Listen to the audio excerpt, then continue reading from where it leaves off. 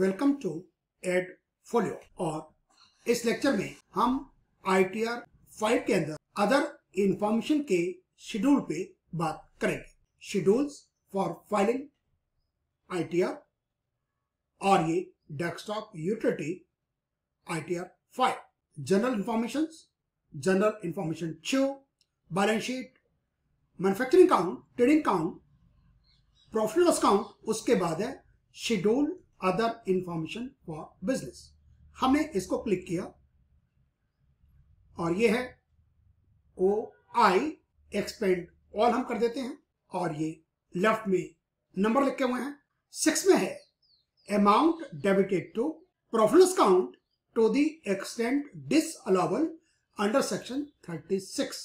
ये ITR 3 जो था उसमें अदर इंफॉर्मेशन में इसी 6 नंबर पर और इसमें फिर A से लेकर S तक है और T में इसका आ जाता है और U में है total number of employed at the end of the year. 7 number पर है amount debited to profit loss account to the extent disallowable under section 37।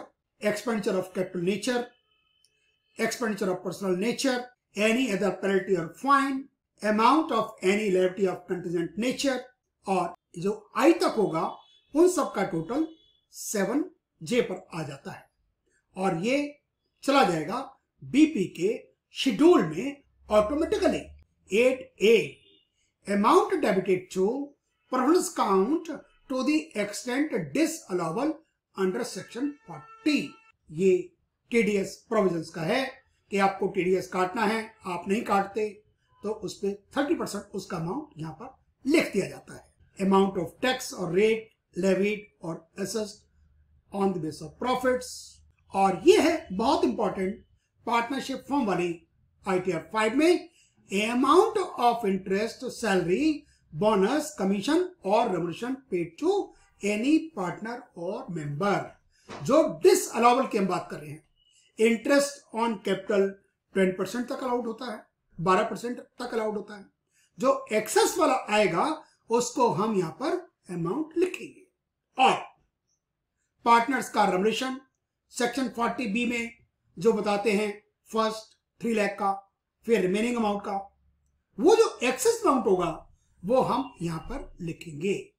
और इससे जो एक्सेस अमाउंट लिखने से आपका प्रॉफिट बढ़ जाएगा और इन सब का टोटल A से लेकर I तक 8 कैपिटल A का ये आ जाता है J के अंदर।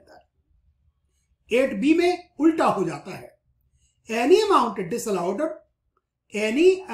Disallowed under section 40 in any preceding year but allowable during the previous year. पहले डिसअलाउ था लेकिन अब वो अलाउ हो गया।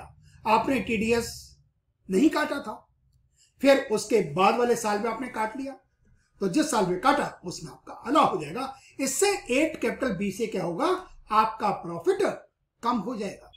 9 amount paid to person specified in 40 capital A 2 and small b। यदि आपके कोई रिलेटिव हैं, उनको आपने कोई एक्स्ट्रा पेमेंट दे दिया, वो यहां पर अमाउंट आएगा। ये amount paid otherwise than by account payee cheque. आपको 10,000 से ज्यादा नहीं देना, आपने ज्यादा दे दिया, वो फिर डिसअलाउ हो जाता है, वो यहां पर आ जाएगा 9 के B वाले पोर्शन। 10 में any amount disallowed under section 43B in any preceding year. जैसे आपने 8B में देखा, ऐसे ही यहां पर 10 में है कि पहले आपने डिसअलाउ कर दिया था, आपको उस टाइम डिडक्शंस नहीं मिली होगी। ये 11 नंबर पे हम देखेंगे इस बात। लेकिन आपने क्या किया, पिछले सालों का आपको डिसअलाउ नहीं हुआ, फिर आपने पेमेंट कर दिया। जब पेमेंट कर दिया तो आपको इस साल में उसका डिडक्शंस मिल जाता है और इससे क्या होगा, इससे आपका प्रॉफिट हो जाएगा कम। तो ये आपके फायदे का सौदा है। जी हाँ, any sum in the nature of tax, duty, cess etcetera, any sum payable to an employee as bonus और कमीशन फॉर सर्विसेज रेंडर्ड। और यहां पर 10 में A से लेकर G तक का टोटल आ जाएगा H के अंदर। ये उल्टा है। और ये 11 पर any amount debited to profit loss account of the previous year but disallow हो गया, आपने टैक्स का पेमेंट किया ही नहीं, आपको टैक्स पेमेंट करना था, आपने नहीं किया। आपने सैलरी नहीं दी, आपने बोनस का पेमेंट नहीं किया, आईटर की डेट भी निकल चुकी है, तो फिर आपको डिसअलाउ हो जाएगा। और फिर जब आप पे कर देंगे जिस साल में, उस साल में आपको मिल जाएगा। वो 10 नंबर पर जाता है और ये 11 नंबर की बात कर रहे हैं। और ए से लेकर जी तक का टोटल आ जाएगा आपके 11 के एच में।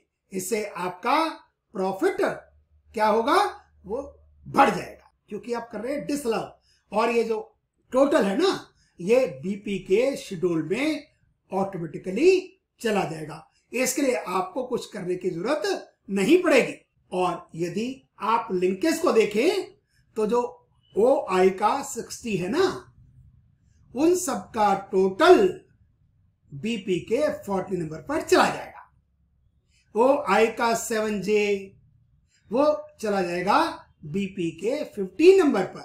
सेक्शन 40 की जो बात हम कर रहे थे, ओ आई 8 कैपिटल ए, उन सब का टोटल जो है वो बीपी के 60 नंबर पर चला जाएगा। 9 का वो चला जाएगा बीपी के 17 पर। 11H वो चला जाएगा बीपी के 18 पर। और ये दोनों जो अमाउंट है ना, ओ आई का 8B और 10H, ये आपके प्रॉफिट को कर देंगे कम, और ये आपका फायदा ही होगा इससे।